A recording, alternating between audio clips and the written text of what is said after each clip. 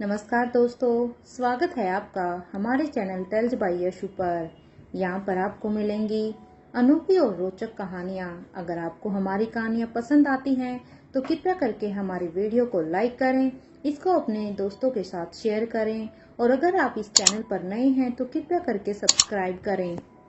आपका हमारे चैनल पर विजिट करने के लिए बहुत बहुत धन्यवाद। चलिए आज की कहानी का सफ़र शुरू करते हैं। पिछले एपिसोड में हम सब ने सुना था कि एक नेत्रा यहाँ पर गुलेरिया हाउस में आ जाती है और वो यहाँ पर अब श्रेया, राज, लक्ष्मी इन सब के सामने कंडीशन रखती है कि वो 4 घंटे के अंदर उनके आदमियों को छोड़ दे। और ये सुनकर अब वो सभी एकदम से घबरा जाती हैं, क्योंकि उसने शर्त ही ऐसी रखी थी कि वो श्रेया और राजलक्ष्मी को अपने सम्मोहन में कर लेंगे और वो दोनों ही अपनी अपनी बच्चियों को मार देंगी। तो यहाँ पर अब तक रोहित अनिका भी यहाँ गुलेरिया हाउस में चोरी छिपे सीक्रेट रास्ते से आ गए थे और यहाँ पर आने के बाद अब वो नेत्रा पर ही नज़र बनाए हुए थे। तो इधर अब रोहित फ़ोन पर आलिशा को कहता है कि वो नेत्रा को कन्वेंस करे कि वो सबसे पहले देवराज गुलेरिया को छोड़ेंगे। और यहाँ पर ये कहते हुए ही अब रोहित अपने फ़ोन को डिस्कनेक्ट कर देता है और अब वो कहता है किंग नेत्रा की डिमांड को जरूर पूरी करेंगे। इधर ये सुनते ही अब स्वाति मल्होत्रा हैरानी से रोहित की तरफ देखने लगती है कि आखिर रोहित ये सब क्या कर रहा है। क्या रोहित सच में इन चारों को धीरे धीरे ऐसे ही हर 1 घंटे में छोड़ देगा? क्योंकि जिस तरह से रोहित ने ये कहा तो स्वाति मल्होत्रा को भी लगा कि कहीं सच में वो इन चारों को छोड़ तो नहीं देगा। अगर उन्होंने इन चारों को छोड़ दिया तो फिर कविना अवंतिका की इच्छा कैसे पूरी होगी? तो वह अनिका भी हैरानी से बस रोहित की तरफ ही देखते हुए ही कहती है, मिस्टर मारवा, मैं आपके कहने का मतलब नहीं समझी। आप कहना क्या चाहते हैं? क्या सच में आप इन्हें छोड़ रहे हैं? क्या सबसे पहले आप देवराज गुलेरिया को छोड़ रहे हैं? अनिका की ये बात सुनते ही अब रोहित कहता है, देखो अनिका, उन्हें बस उनके वो 4 लोग चाहिए है ना, तो हम उन्हें वो 4 लोग जरूर देंगे। लेकिन वो किस कंडीशन में होंगे ये हम तय करेंगे, क्योंकि उन्हें ये बिल्कुल भी नहीं कहा है कि वो सही सुरक्षित होने चाहिए, इसलिए कंडीशन हमारे हिसाब से होगी। ये कहते हुए ही रोहित अब अपने फ़ोन को निकाल कर अब यहाँ पर एक नंबर को डायल कर देता है। इधर कुछ ही देर के बाद जब सामने से हेलो की आवाज़ आती है तो रोहित कहता है, छोड़ दो उसे, वो जो करना चाहता है उसे करने दो। रोहित की इस बात पर अब रोहित को सामने से आवाज़ आती है, किंग आर यू श्योर कि मैं उन्हें छोड़ दूं? क्या ये सच में आपका निर्देश है? इस बात पर अब रोहित कहता है, हाँ चिराग, मैंने जो कहा है उसे सुनो, और हाँ सुनो, मैं जैसा कह रहा हूँ तुम बिल्कुल वैसा ही करो।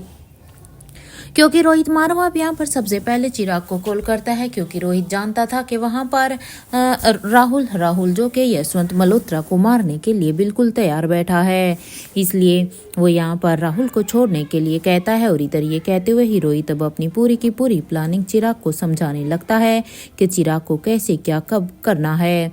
इधर रोहित की ये सारी ही बातों को सुनकर अब वो कबूतर भी अब जल्दी से उड़कर रोहित के पास आकर उसके कंधे पर आकर बैठ जाता है। और वो कबूतर अब रोहित से कहता है, क्या अब मेरी मौत का वक्त आ गया है?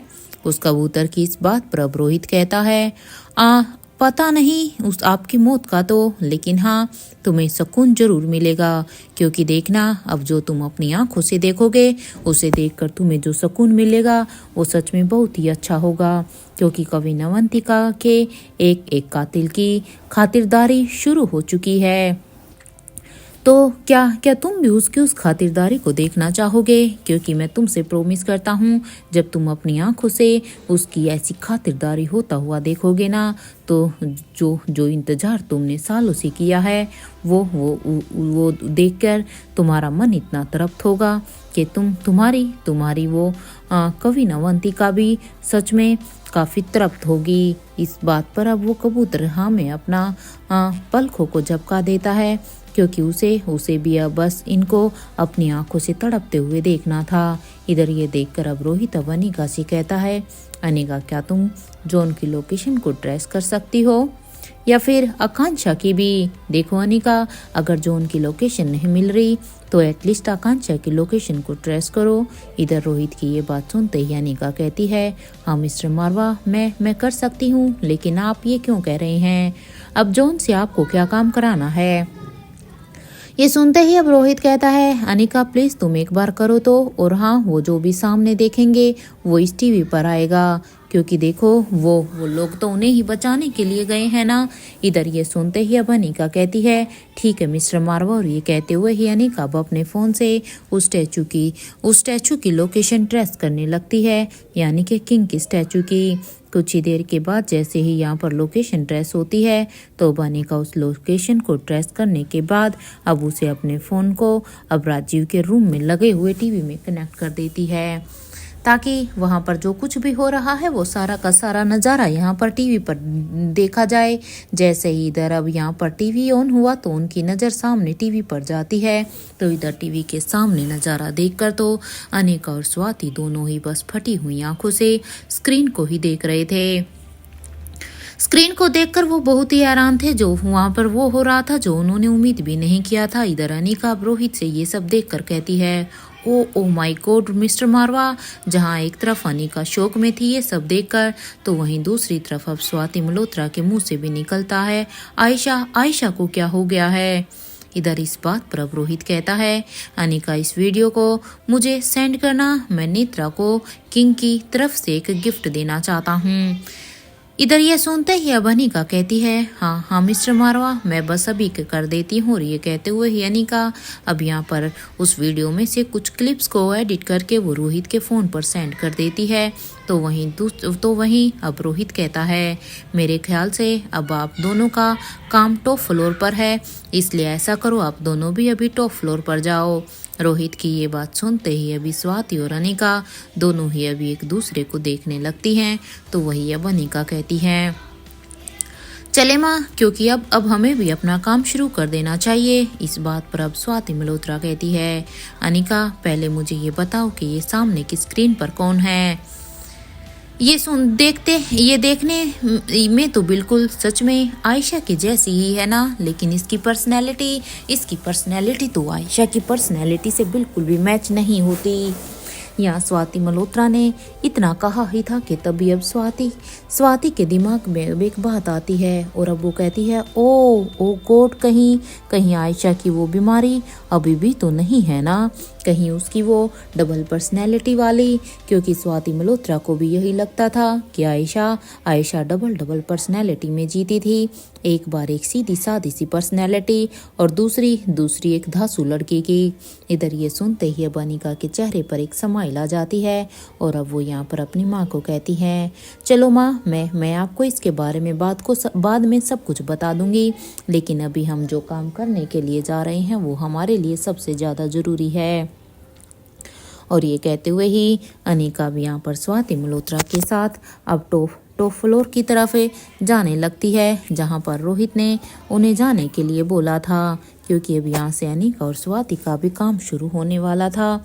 तो वहीं यहाँ पर अब रोहित, जो कि अभी भी वहीं ही था रोहित के साथ, उसके कंधे पर बैठे हुए कबूतर की नज़र भी अब सामने की स्क्रीन पर ही थी, क्योंकि वो कबूतर भी सामने की स्क्रीन में सब कुछ देख रहा था कि वहाँ ये सब क्या हो रहा था।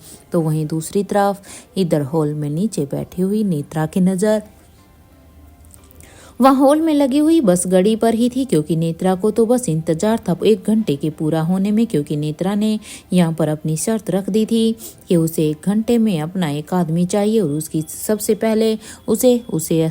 पहले अपनी माँ दिव्यांशी चाहिए थी। इसलिए अब 1 घंटे के इंतजार में यहाँ पर नेत्रा कहती है, लगता है कि रानी साहिबा किंग को कन्विंस नहीं कर पाई हैं, क्योंकि 1 घंटा ऑलमोस्ट होने ही वाला था, लेकिन अभी तक नेत्रा को कोई भी खबर नहीं मिली थी कि क्या किंग उनके लोगों को छोड़ने के लिए तैयार है या नहीं। इवन अभी तक कविनालिशा का भी दोबारा से कोई कॉल नहीं आया था। और ये कहते हुए ही नेत्रा अब यहाँ पर कहती है, सॉरी राजलक्ष्मी एंड श्रेया, अब जो कुछ भी होगा इसकी जिम्मेदार रानी साहिबा ही होगी, इसलिए क्योंकि अब यहाँ पर नेत्रा ने सोच लिया था कि अब वो श्रेया और राजलक्ष्मी इन दोनों को अपने सम्मोहन में लेकर और अब वो इनके द्वारा ही इनकी बेटियों को ख़त्म करेंगी। और ये कहते हुए ही नेत्रा अब अपनी गोद से अब माहिरा को नीचे सोफे पर लेटाते हुए ही अब वो श्रेया और राजलक्ष्मी की तरफ जाने लगती हैं, क्योंकि उनके पास जाकर वो इन दोनों को ही अपने सम्मोहन में करने वाली थी। इधर नेत्रा के कदम जैसे ही श्रेया और राजलक्ष्मी की तरफ बढ़ रहे थे तो नेत्रा को अपनी तरफ इस तरह से आते हुए देखकर तो यहाँ पर राजलक्ष्मी और श्रेया दोनों ही डर के मारे एकदम से अपनी आंखों को बंद कर लेती हैं, क्योंकि वो दोनों समझ गई थी कि अब यहाँ पर क्या होने वाला है, क्योंकि उसने एक बार पहले भी गुलेरिया हाउस को अपने सम्मोहन में किया था सारे के सारे सदस्यों को। इसलिए वो नेत्रा की पावर के बारे में अच्छी तरह से जानते थे।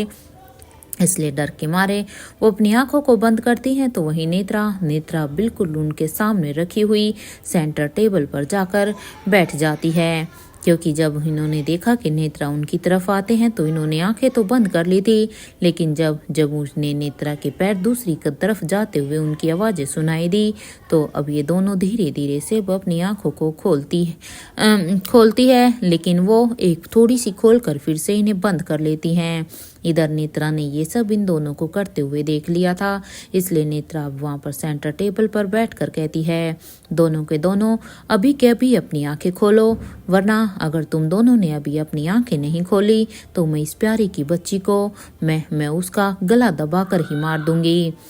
देखो, अगर तुम ये सब नहीं चाहती हो तो अपनी आंखें खोलो। मैं अच्छी तरह से जानती हूँ कि तुमने अपनी आंखें क्यों बंद की है। तुम दोनों ने अपनी आंखें इसीलिए ही बंद की है ना कि ताकि तुम दोनों ना तो मेरी आंखों में देखोगी और ना ही तुम दोनों मेरे सम्मोहन में आओगी।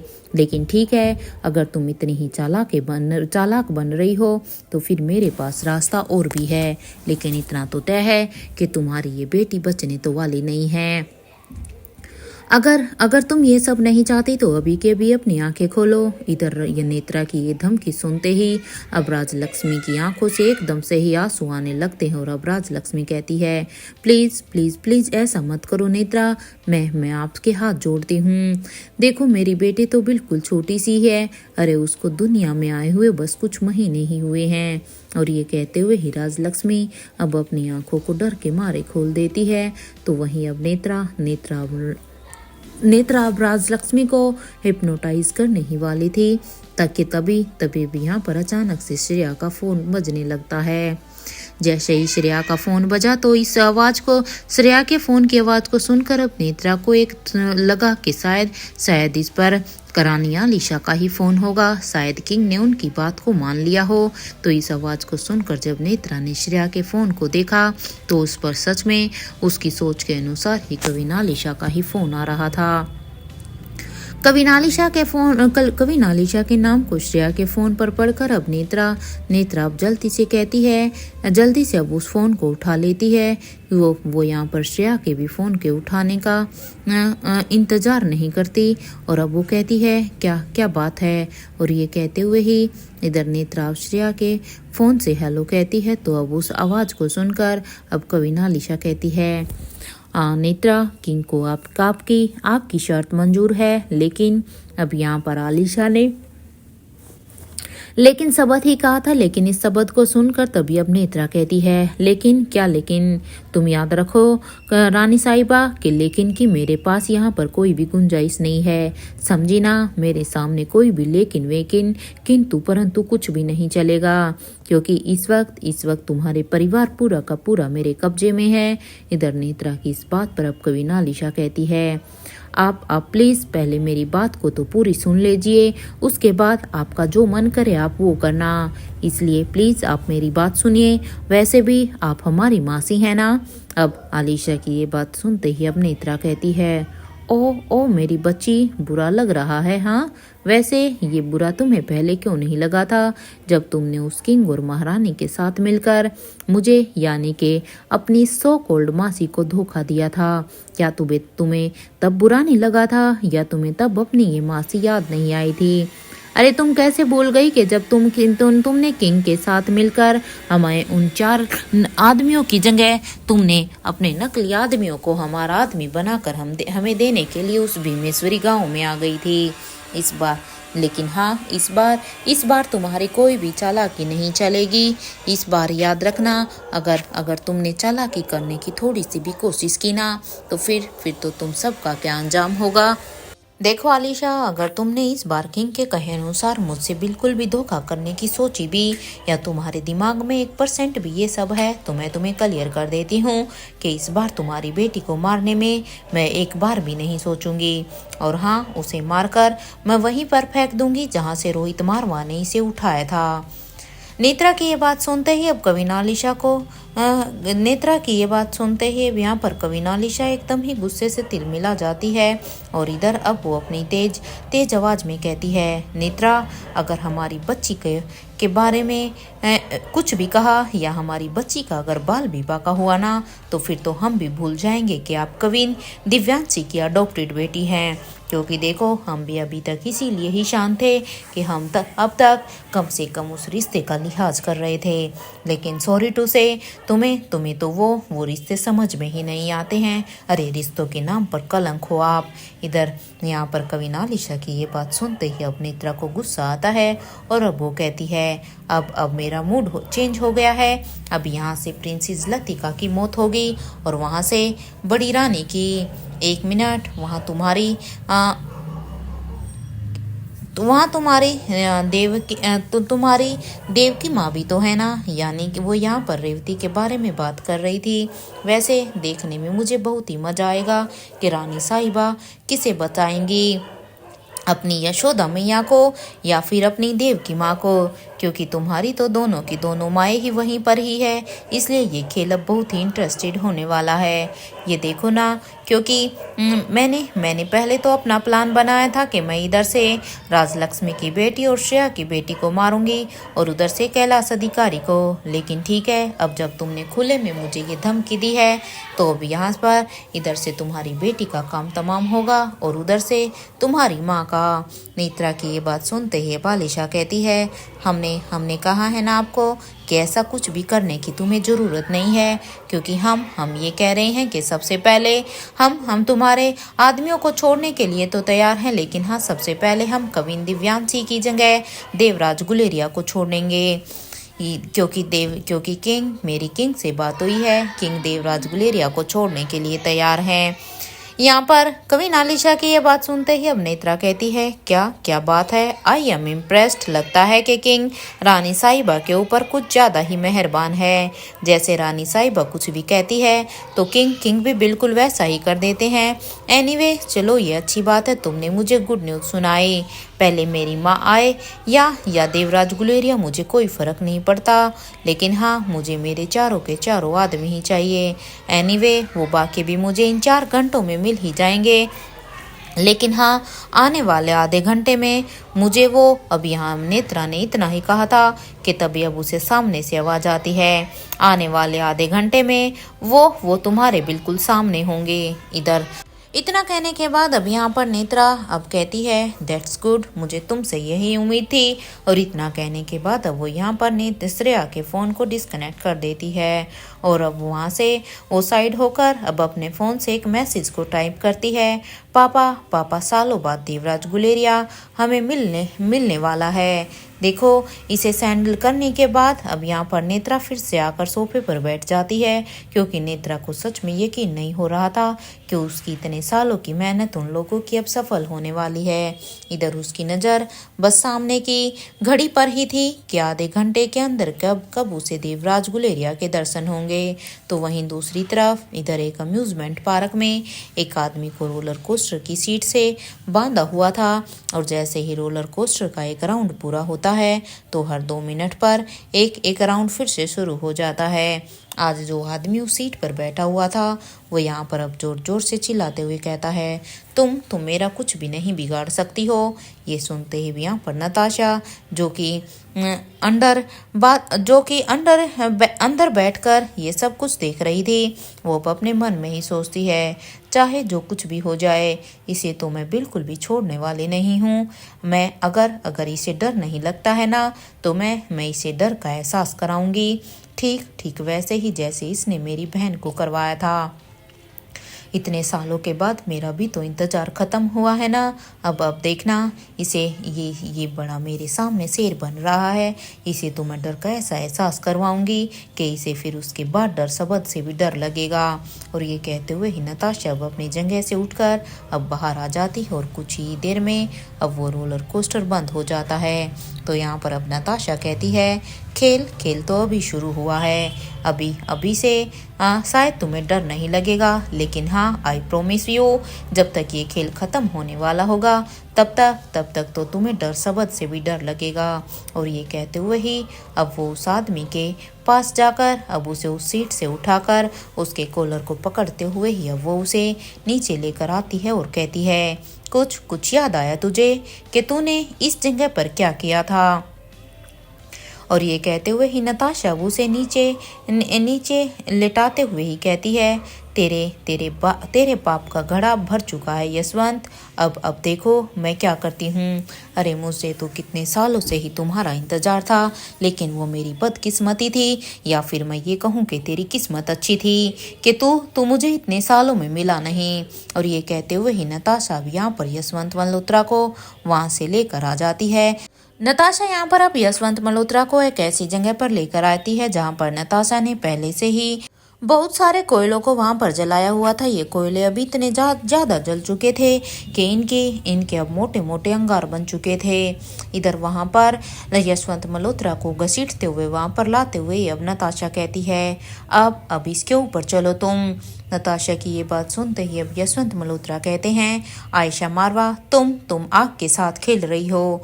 देखो तुम्हें अंदाजा भी नहीं है कि मैं कौन हूँ, क्योंकि तुम भले ही आज मेरे साथ ये कर रही हो, लेकिन देखना तुम इस आग में खुद ही जलोगी। अरे मैं वो सांप हूँ जो अपनी ही बेटी को डसने से पहले दूसरी बार नहीं सोचता था। अरे मैंने सालों पहले स्वाति को मारने के लिए शीला से कहा था। ये सुनते ही नताशा को एक शौक लगता है, और क्योंकि नताशा ने भी नहीं सोचा था कि स्वाति मल्होत्रा को खुद उसके पिता ने ही मरवाया है। और अब वो कहती है, अरे सच में तुम सही कह रहे हो क्या? अरे कैसे पिता हो तुम, धिक्कार है तुम पर एक ऐसा पिता होने के लिए। अरे तुम तो इंसान कहलाने के सच में लायक ही नहीं हो। जो इंसान अपनी बेटी को ही मारने की प्लानिंग करता है वो इंसान कभी इंसान हो ही नहीं सकता। एक बाप सबद के ऊपर कलंक हो तुम। और ये कहते हुए ही नताशा को अब रोहित की बात याद आती है, जब रोहित ने उसे कहा था कि जो इंसान अपनी बेटी का नहीं हुआ उसे और क्या ही उम्मीद की जा सकती है। ये सोचकर ही अब नताशा यशवंत मल्होत्रा के बाजू को अब गुस्से में पकड़कर अब उसे उस अंगार पर चलाने ही वाली थी कि तभी वहां पर अब एक नताशा की हाइट की और हेल्थ की लेडी वहां पर आ जाती है, जिसने यशवंत मल्होत्रा का दूसरा बाजू पकड़ा हुआ था। क्योंकि यहाँ पर एक तरफ से नताशा ने उसे पकड़ा हुआ था तो दूसरी तरफ से आयशा मारवा ने अब यशवंत मल्होत्रा को पकड़ लिया था। यहाँ उस औरत ने अब अपने फेस को अच्छी तरह से कवर किया हुआ था, क्योंकि इसके फेस को देखकर कुछ भी पता नहीं चल रहा था, बस इस औरत की सिर्फ आंखें ही दिखाई दे रही थी, क्योंकि ये औरत कोई और नहीं बल्कि आयशा मारवा थी। आयशा मारवा भी अब तक यहाँ पर यशवंत से अपना बदला लेने के लिए पेरिस से दिल्ली पहुंच चुकी थी। तो वही नताशा ने जैसे ही अब आयशा मारवा को ऐसे मास्क लगाकर वहां पर देखा तो नताशा आयशा को पहचानते हुए ही कहती है, रेडी। इस बात पर अब वो दूसरी औरत यानी कि आयशा वो भी अब उस बिना कुछ कहे ही नताशा को थम्स अप का इशारा करती है।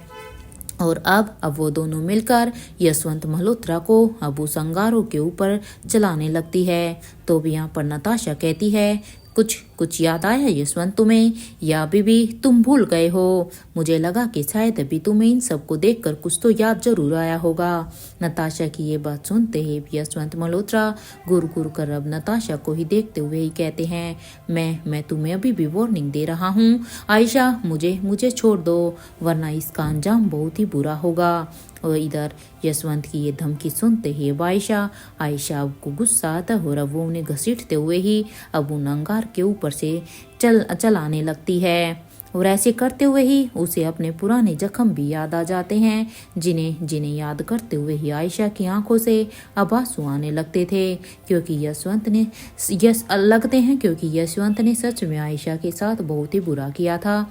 तो वहीं ये दोनों बहनें अभी भी इस बात से अनजान थी कि उनके ऊपर बूढ़े किंग और कविन अनंता ये दोनों ही अब अपने आप वो दोनों ही कि उन दोनों को बड़े ही ध्यान से देख रही थी, क्योंकि ये यहाँ पर कविन अनंता और किंग ये दोनों ही अपने अपने इनविजिबल चोपर से नीचे जो कुछ भी हो रहा था उसे देख रहे थे, क्योंकि ये दोनों ही अच्छी तरह से जानते थे कि भले ही आयशा और नताशा यशवंत के साथ कितनी भी प्रताड़ना करें, लेकिन वो उसे जान से नहीं मार सकती हैं। इसलिए सारी की सारी सिचुएशन अंडर कंट्रोल रहे, इसके लिए ही वो दोनों इनविजिबल होकर ये सब देख रहे थे। इधर अब यहाँ पर भाग्यश्री भी, क्योंकि कविन अनंता के साथ आई थी, तो इसलिए भाग्यश्री कहती है, मैडम आज शायद आयशा मैडम के मन में जो इतने सालों से रोहित सर के लिए जो डर बना हुआ है ना, आज शायद वो खत्म हो जाएगा, क्योंकि इतने सालों से आयशा मैडम ने अपनी जिंदगी को घुट घुट कर जिया है, डर में जिया है। ये सुनते ही भी यहाँ पर अनंता कहती है, मैं तुम्हें बता नहीं सकती हूँ कि आज के दिन के लिए मैंने सच में कितना इंतजार किया था, क्योंकि ये बात तो मुझे भी पता थी, जब तक आयशा को ये सब करने का मौका नहीं मिलता तब तक आयशा कभी भी नॉर्मल नहीं हो सकती थी। अरे मैं खुद चाहती थी कि मेरी बेटी एक दिन अपने हाथों से इस पापी को इसकी सजा दे। और ये सुनते ही अब यहाँ पर भाग्यश्री कहती है, मैडम क्या लगता है आपको, मुझे भी नीचे उतरना चाहिए क्या मैं जाऊं? कहीं ऐसा ना हो कि ये दोनों बहनें मिलकर इसे जान से ना मार दें। ये सुनते ही अब अनंता कहती है, मुझे नहीं लगता भाग्यश्री कि तुम्हें नीचे उतरने की ज़रूरत है, वो सामने इस पार्क के एंट्रेंस पर देखो। ये सुनते ही अब भाग्यश्री भी जब सामने की तरफ देखती है तो यहाँ पर सामने आकांक्षा और जॉन दोनों के दोनों खड़े थे। तो वहीं अब तक नताशा और आयशा की वजह से यहाँ पर यशवंत मल्होत्रा के पाँव में छाले पड़ चुके थे। छाले क्या, उनके तो पाँव पूरे नीचे से जल चुके थे। तो अब तक नताशा कहती है, इसने हमारे 2 साल के बच्चे को एक बॉल की तरह कैच करके खेला था ना, हाँ, क्योंकि इसने हमारे उस बच्चे यानी कि रोहित, यहाँ पर वो रोहित की बात कर रही है, क्योंकि जब रोहित 2 साल का था तब यशवंत मल्होत्रा ने उसे ऐसे ही थ्रो करके खेला था। ये सुनते ही आयशा कहती है, हम कैसे भूल सकते हैं इस बात को। यहाँ पर आयशा ने ये कहा ही था कि तभी अब वहाँ पर जॉन और आकांक्षा भी आ जाते हैं। और अब यहाँ पर आकांक्षा आकर कहती है, हम आपकी विश पूरी कर सकते हैं। ये सुनते ही अब यहाँ पर नताशा कहती है, तुम दोनों कौन हो और यहाँ पर किस लिए आए हो? क्योंकि आयशा तो आकांक्षा को तो जानती थी, लेकिन शायद वो जॉन को नहीं जानती थी, लेकिन नताशा तो आकांक्षा को भी नहीं जानती थी। इस बात पर अब जॉन कहता है, हमें रोहित सर ने यहाँ पर भेजा है आपकी हेल्प करने के लिए और इस आदमी को बचाने के लिए, क्योंकि देखो हम इस आदमी को मार नहीं सकते हैं। ये सुनते ही अब नताशा कहती है कि और तुम्हारे रोहित सर को ऐसा क्यों लगा कि मैं तुम्हारी बात मान जाऊंगी, कि तुम्हारा रोहित सर कहेगा कि हमें इसे नहीं मारना है, तो क्या तुम्हें लगता है कि मैं इसे नहीं मारूंगी? आज इस आदमी की मौत तो मेरे हाथों से ही होगी, क्योंकि आज इस आदमी को मेरे हाथों से कोई भी नहीं बचा सकता। अब यहाँ पर नताशा ने ये कहा ही था कि उसकी बात सुनते ही आकांक्षा कहती है, सॉरी मैडम, आप ऐसा कुछ भी नहीं कर सकती हैं। वैसे आप इनकी हड्डियों को तोड़ सकती हैं, हम आपको नहीं रोकेंगे। आप इनके साथ चाहें जो कुछ भी कर सकती हैं, लेकिन हाँ, इसकी सांसें नहीं छूटनी चाहिए, इसकी सांसें चलनी चाहिए। वैसे अगर आप इनसे बदला लेना चाहती हैं तो इन्हें मारने के लिए, इन्हें दर्द देने के लिए हम आपकी हेल्प जरूर कर देते हैं। ये सुनते ही अब एक साइड पर यहाँ पर आकांक्षा ये यशवंत मल्होत्रा को पकड़कर खड़ी हो जाती है, तो वहीं दूसरी तरफ अब जॉन यशवंत मल्होत्रा को पकड़कर खड़ा हो जाता है। तो वहीं अब साइड में आयशा और नताशा खड़ी थी।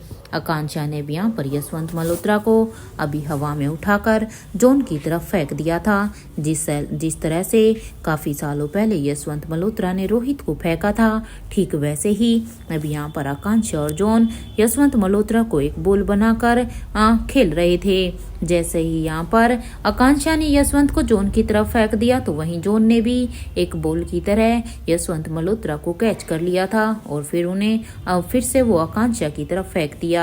ये देखकर तो अब नताशा कहती है, वाह वाह, सच में ये तो बहुत मजा आ रहा है देखकर।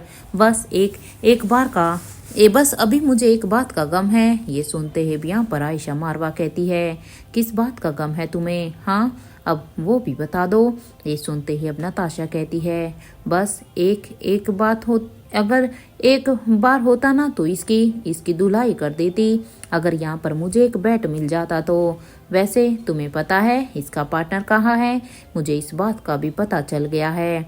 ये सुनते ही आयशा मारवा कहती है, हाँ, इसका पार्टनर मतलब के धर्मराज मारवा। इस बात पर अब नताशा हाँ में अपना सिर हिला देती है और अब वो कहती है, हाँ, इसके बाद तुम्हें पता है ना कि तुम्हें क्या करना है, क्योंकि देखो ये तो अभी यशवंत तो हमारे पास है, लेकिन अब अपने अगले स्टेप के बारे में तुम क्या कहती हो? इस बात पर अब आयशा मारवा कहती है, नताशा इसके बाद अब आयशा कहती है, तुम चिंता मत करो, रेसिंग ट्रैक का इंतजाम हो गया है।